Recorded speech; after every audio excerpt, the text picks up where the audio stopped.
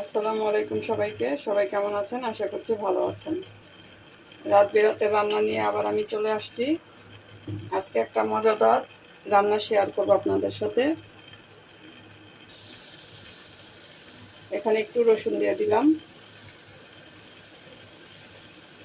আর গোটা যে মশলাগুলো আছে সেগুলোও দিয়ে দিচ্ছি।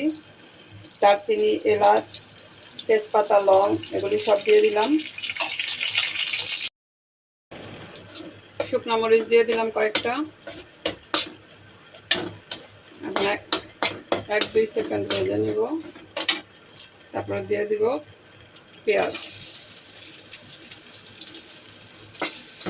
বড় একটা কড়াই নিয়েছি, কড়াইয়ের মধ্যে রান্না করতে সুবিধা হবে, নাড়াচাড়া করতে ভালো।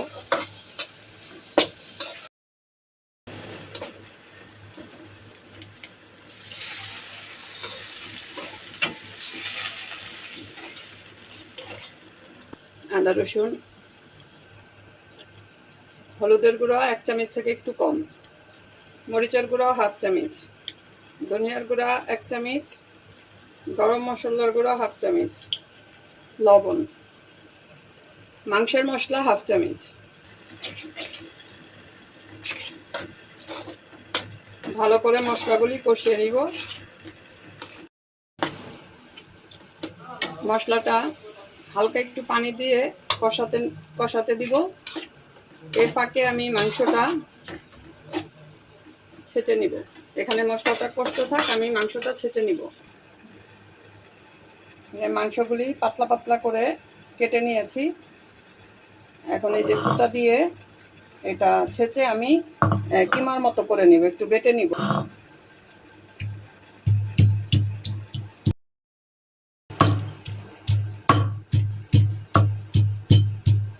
মাংস সবগুলো ছেঁচে নিয়েছি, এখন হয়ে গেছে। এখন আমি রান্নাতে চলে যাব।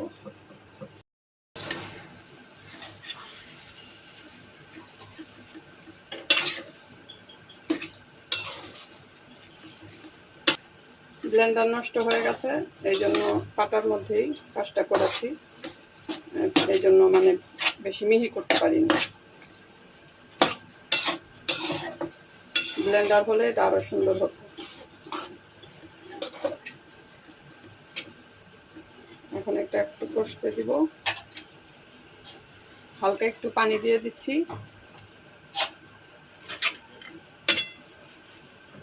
মাংস থেকে পানি উঠবে। এখন ঢেকে দিব।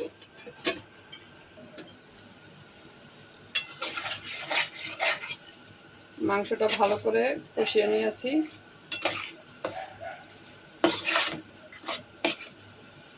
এখন আর একটু পানি দিয়ে, 1/2 কাপের মতো পানি দিয়ে আমি ভালো করে রান্না করে নিব। কয়েকটা কাঁচামরিচ দিয়ে দিচ্ছি।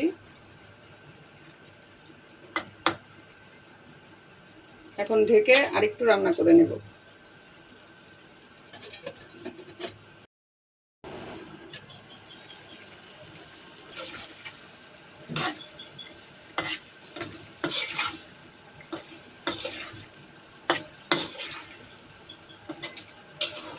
হালকা হালকা মাখা ঝোল আছে, তারপর আর একটু শুকিয়ে নিব।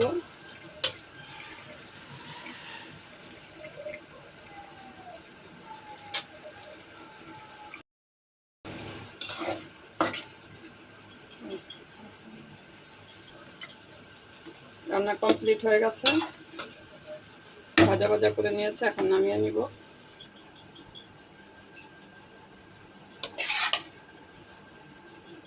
আজকে রান্নাটা আপনাদের কাছে কেমন লেগেছে কমেন্টে অবশ্যই জানাবেন। এইভাবে মাংস ছেঁচে রান্না করলে কিন্তু বাচ্চারাও খেতে খুব পছন্দ করে।